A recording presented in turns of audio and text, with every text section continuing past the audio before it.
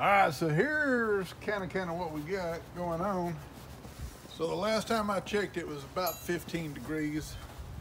It's about 3:30 in the afternoon on Sunday, right in the middle of the big Arctic vortex that's swooping down on us from the north. But I got a couple of Wagyu steaks in there,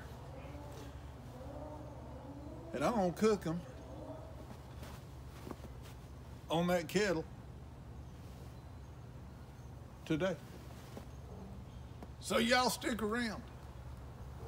How often do you get a chance to cook in 15-degree weather? In Texas, not that often. Today, we got the shot.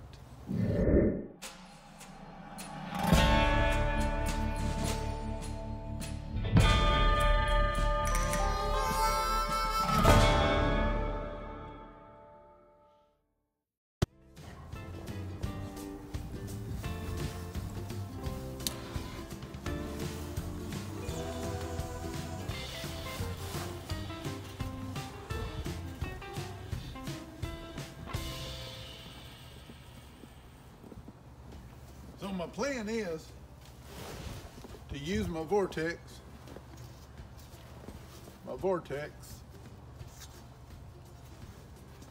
still the #1 piece of equipment that anybody that cooks on a kettle should have. I'm going to use that so that I can create a hot zone and a not hot zone, a cool zone. I'm going to put the steaks over on the not hot side, get them to where I think they're about 120 degrees internal temperature, and I'm going to do that with just the feel of them, using this method right here, depending on how you like your steak. If you get it to where it feels about like that one right there, when you push down right here, that's probably about where you want it. That's if you want it rare, medium to medium rare, medium to starting to get too much. And this one, just throw the steak away. Don't even bother cooking steak if you want it to where it feels like that. So I'm gonna go inside. I'm gonna get those steaks. They've been sitting out. They're ready to get on the fire whenever the fire is ready. And I'm gonna cook us a couple of Wagyu strip steaks in sub-freezing weather in Texas, because I want to. Be right back.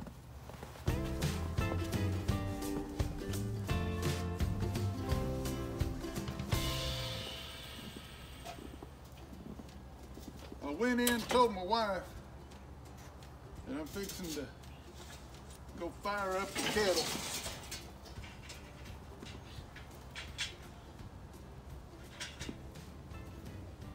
To her credit, she was not surprised.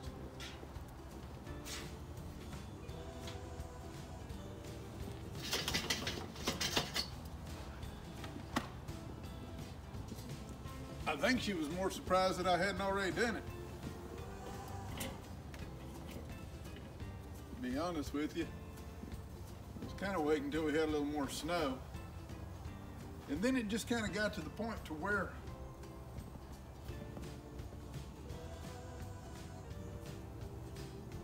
I was more concerned about running out of daylight than I was the amount of snow out here. Gonna be a lot more snow tomorrow,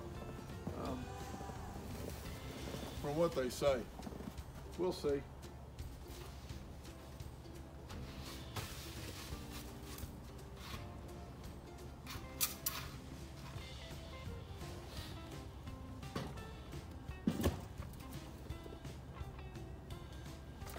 Reverse sear on these Wagyu. They're strip steaks, 2 of them from HEB. Man, right now would be a good time to go on another HEB rant, but I'm not gonna do it. I don't tag HEB in these So they have no idea that I continue to rail against the fact that they refuse to cater to the North Dallas area, north of Dallas area. Trust me, I ain't no North Dallas area resident. I am a resident that lives north of Dallas, about 35 miles. Having said all that, HEB, where y'all at? Come on with it. Y'all supposed to be catering to, well, y'all just supposed to be catering. Come on. Hook us up. We're Texans too. All right, enough of all that. You can go get those steaks. 2 Wagyu. They're small, they're little. This is not a huge, giant expense should something go terribly wrong. But I don't expect anything to go terribly wrong. But we'll see. All right. One right there. Put one right there. Open that vent up about halfway. Open these vents up about halfway.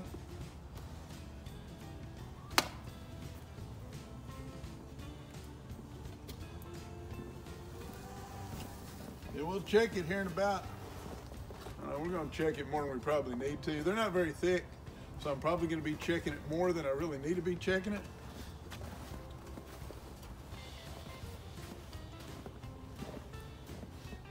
But I'm not using a probe, I'm not using temperature gauge.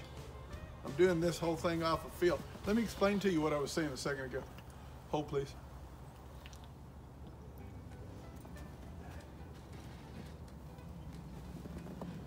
Take your thumb and your forefinger and do like that. And just feel the pad of your hand right there. And see what that feels like. If your steak feels like that pad of your hand, and you're just touching, you're not squeezing down or anything, you're just touching. If your steak feels like that, that's pretty rare. If you do the second one, that's probably medium rare and starting to edge towards medium. This one is probably medium to a little more done. And then this one is you shouldn't even be buying steak. So we're gonna go for a feel of that steak that feels about like that right there.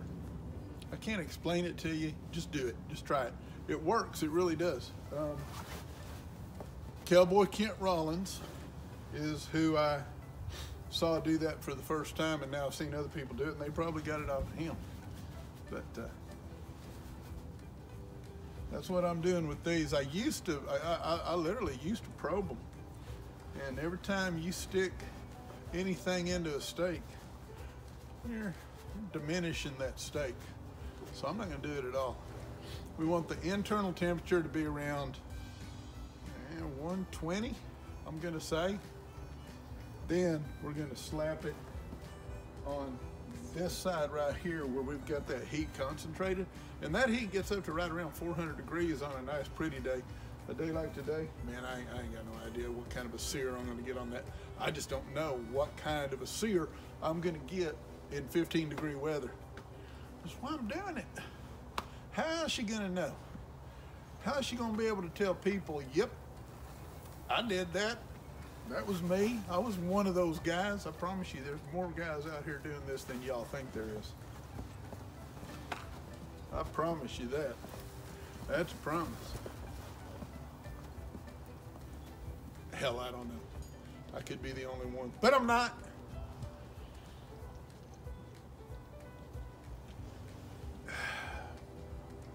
Beer tastes good in 15-degree weather. So I was jibber-jabbering about, I didn't know exactly what I was gonna do with these steaks, and all of a sudden my camera just froze up. And Yeah, it just stopped working. It was too cold for my camera. Freaking iPhone. So anyway, I'm gonna do just a little short burst. My wife was like, well, just do short bursts and put it back in your pocket. That woman is brilliant, I tell you. She is a friggin' genius. Well, she married me, she's gotta be pretty smart. Anyway, we got it on that kettle. I'm gonna get them on that hot side, and that's when we're just gonna try to sear it all up. So I don't know. I'm telling y'all, I don't know. The cold's getting to me. All right, we're gonna see what we got going on under the hood. There they are. Oh, they got a long way to go yet. Yeah, not a long way to go yet. Here, you know what we're gonna do? We're gonna flip them this way. And we're gonna flip this one this way. Because what we're getting is a little more done on this side than on this side. A little more done on this side than on this side. You know what? They're not far. They're almost ready to put right there on that hot. So that vortex creates dual zone in a 22-inch kettle. And yep, that's my temperature gauge. I said I wasn't using a temperature gauge, but I meant I'm not using the temperature gauge probing inside the meat. I'm just checking ambient temperature, and I'm not using my ThermoPro with the deal, with the thing, with the stuff. I just put one of these in that vent because it's too cold to be spending a whole lot of time messing around with a whole lot of stuff. But that's giving me a good idea. It climbs on up in this with as long as it is. It's pretty much just above that that other hot zone. That's the beauty of that vortex.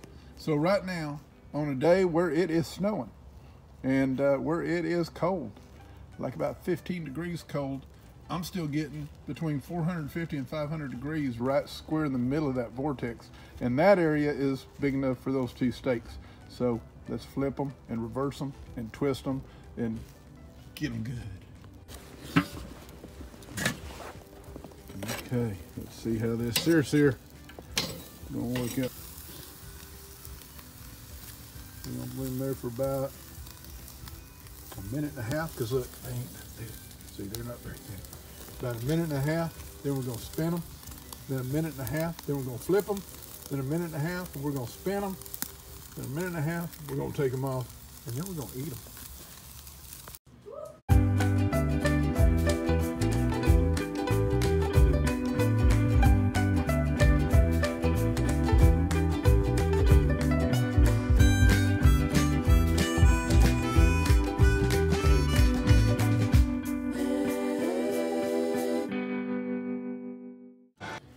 Well, all right, my experiment worked out, and I could not be happier with this New York strip Wagyu steak in sub-freezing temperatures. Nah, seriously, I'm pretty happy with it.